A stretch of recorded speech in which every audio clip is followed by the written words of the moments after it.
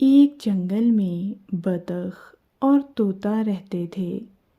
ان کی آپس میں بہت دوستی تھی۔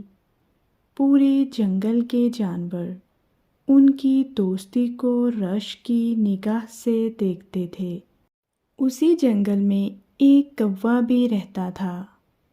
اس کا کوئی دوست نہیں تھا، لہٰذا وہ بطخ اور طوطے کا دوست بننا چاہتا تھا۔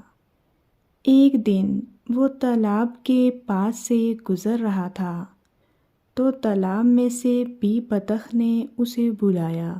کوا جب بطخ کے پاس گیا تو وہ بہت پریشانی سے بولی کہ میرے دوست کا کچھ اتا پتہ نہیں، وہ 3 دن سے میرے پاس نہیں آیا۔ کیا تم میری مدد کر سکتے ہو؟ تم جا کر یہ دیکھ سکتے ہو کہ میرا دوست ٹھیک ہے یا نہیں؟ کوے نے فوراً حامی بھر لی کہ میں تمہارے دوست کا ضرور پتہ کروں گا۔ کوے نے فوراً ہی اڑان بھری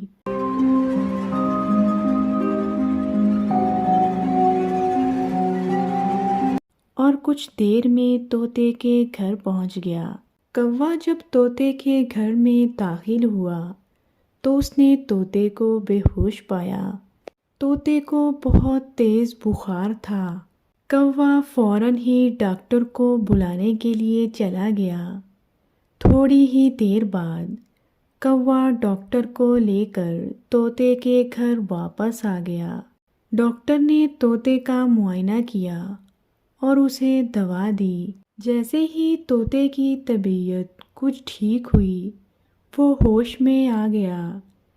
کوے نے طوطے کو کھانا لا کر دیا اور کوا خود بی بطخ کے پاس گیا اور اس کو ساری کہانی سنا دی۔